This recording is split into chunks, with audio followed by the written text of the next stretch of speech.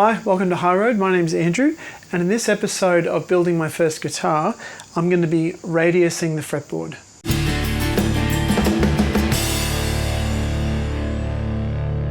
I probably need to start this episode with a bit of an apology. If you've been following this YouTube series from the beginning, you would know that the last episode I uploaded was almost 2 years ago. So there were 6 parts to that series, and episode 6 is the last one you would have seen. There's a reason for that. It's because I had a hard drive failure and I lost the next episode, which would have been radiusing the fretboard. I have everything after that. I'm just missing this particular episode where I radius the fretboard.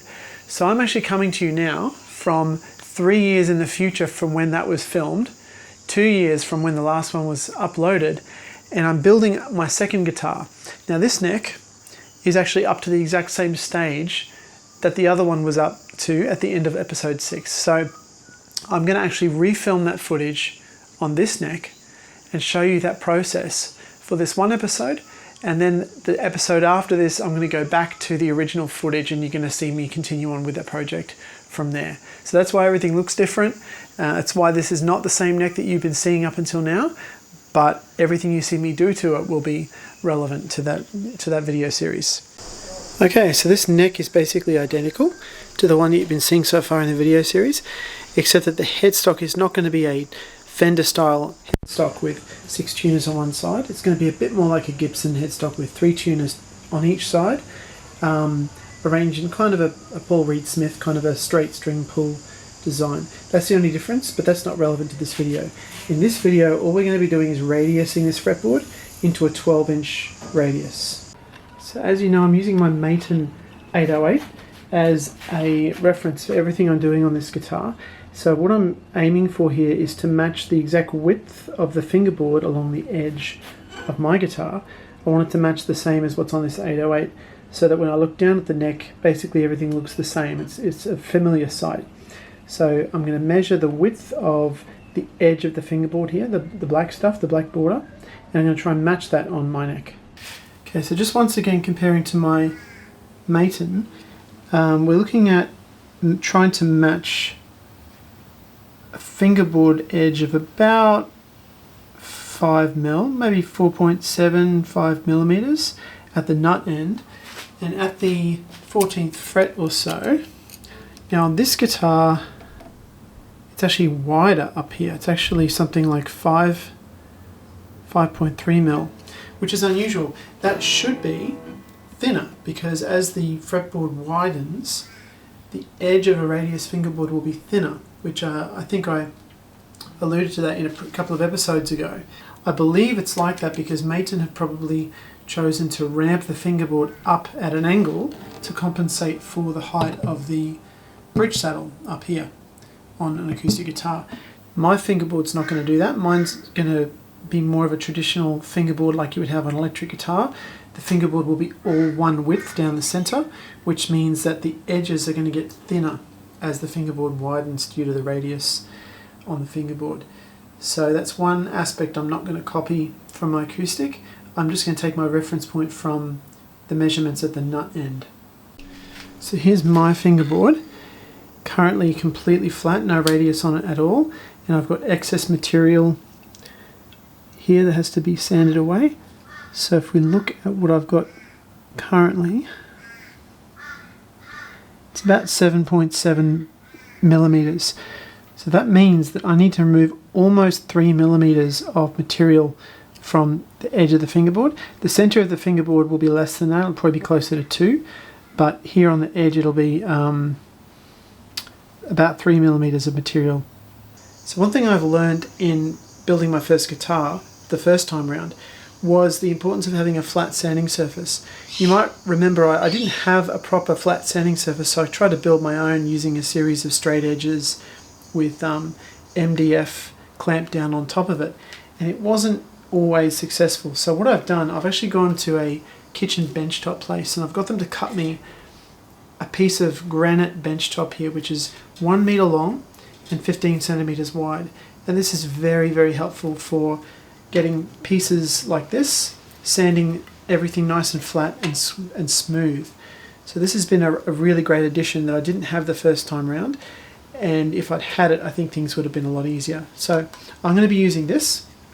I'm going to be laying, or I'll be affixing this guitar neck to the granite piece, and then I'm going to use this 12-inch radius beam to sand the radius curve into the fingerboard. I'm also going to use a couple of guides, just pieces of wood laid down beside the neck to keep my radius beam from wiggling left or right and causing problems with the radius curve. So by keeping these guides in place, the sanding beam will be able to follow the correct path.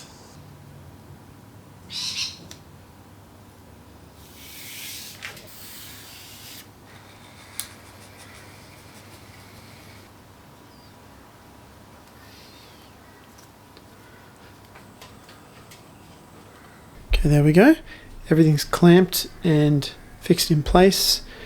The fingerboard, the guide rails, and there's my 12-inch radius beam, which is going to slide through those rails nice and straight.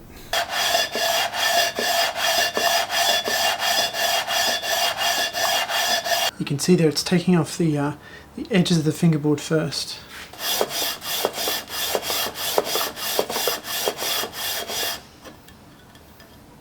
Okay, so it's been about an hour of sanding now, and you can see that the sanding lines on this beam have started to taper in at the nut end compared to the bridge end, and that's because the radius is starting to actually form into the fingerboard.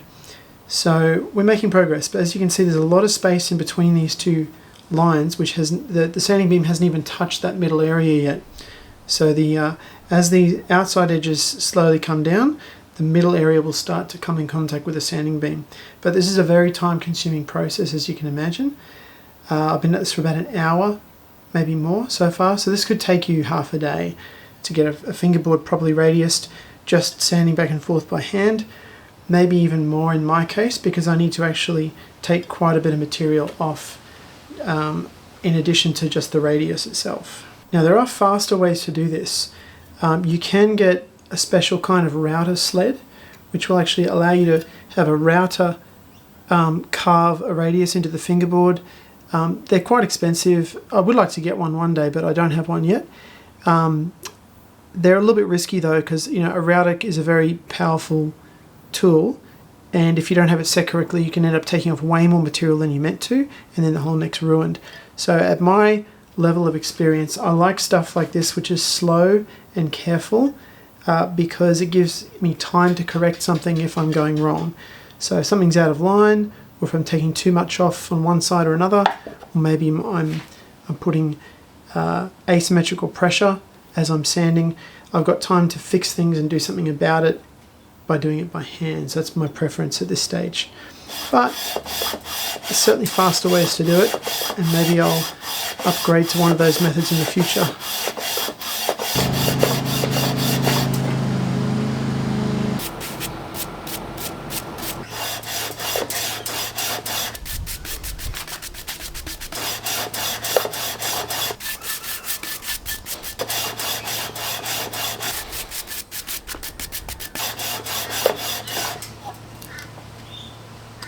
Okay, so I've been at this now for a bit over 2 hours.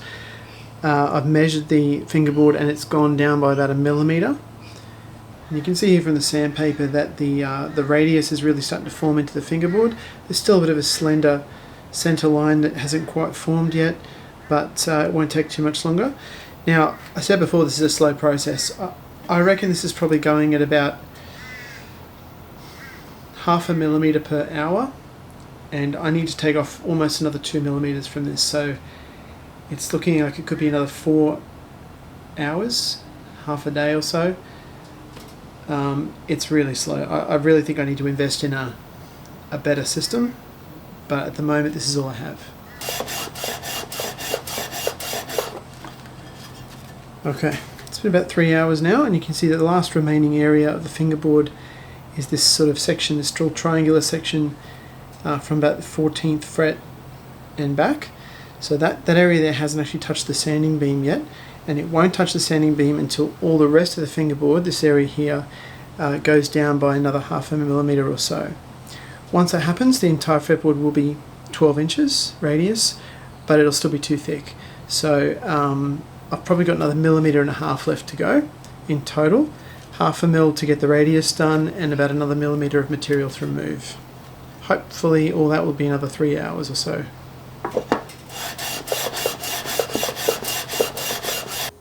Okay, the fretboard is radius now all the way along its length. I've checked it with a 12-inch radius gauge, and everywhere I test it along the length of the neck, it's looking good. So that stage is complete.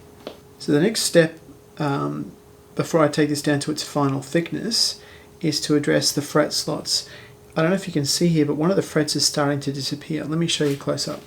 Okay, so I'm referring to this fret slot here. This is the 13th fret slot, and if you look at the fret slots around it, they all go right to the edge of the fingerboard, but this one's actually doesn't make it all the way. It used to, but with all the radius sanding that I've been doing, it's been bringing down the height of the fretboard, and I've actually started to sand through the bottom level of that slot.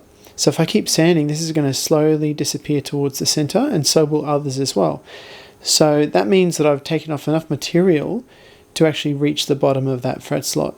So what I'm going to do is temporarily remove this guide rail here so that I can fit my saw in from the other side, and I'm going to resaw all of the fret slots again to a full depth. That way, as I continue to sand down and remove more material, I don't lose my fret slots. Right now, a fret slot like this, because it's still got most of the slot still there, if I put my saw into it, it will keep the saw straight and allow me to recut that slot, and it will be perfectly straight as it used to be, all the way out to the edge, all the way down to full depth. And to do this, I'm actually using the same fret slotting saw I used the first time, but instead of using the miter box, I've attached this depth guide to it. So this little piece of plastic attached to the side, it actually allows you to choose how deep you want the fret slot to be cut. So you can go from, well, probably about 8 or 9 millimeters, which is way too much for this, down to about 3 or 4 millimeters. So that's what I'll be using. And I may need to recut the fret slots several times as I continue to sand down. So just keep an eye on that as I'm going. And yeah, here we go.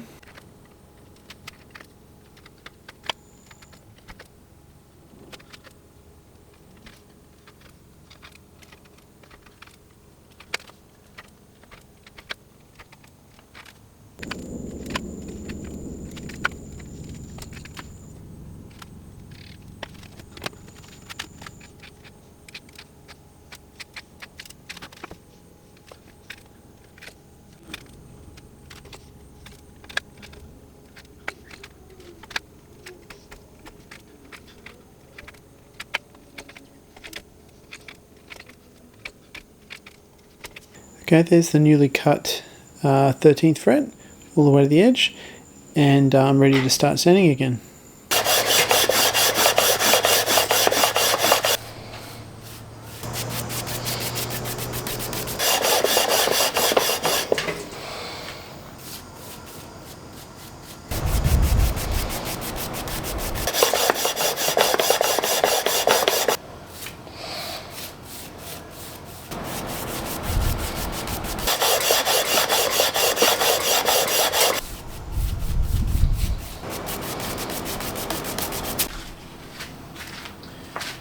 Okay, I think we're basically there now, after many hours of sanding.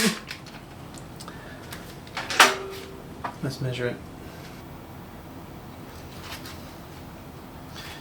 There we go.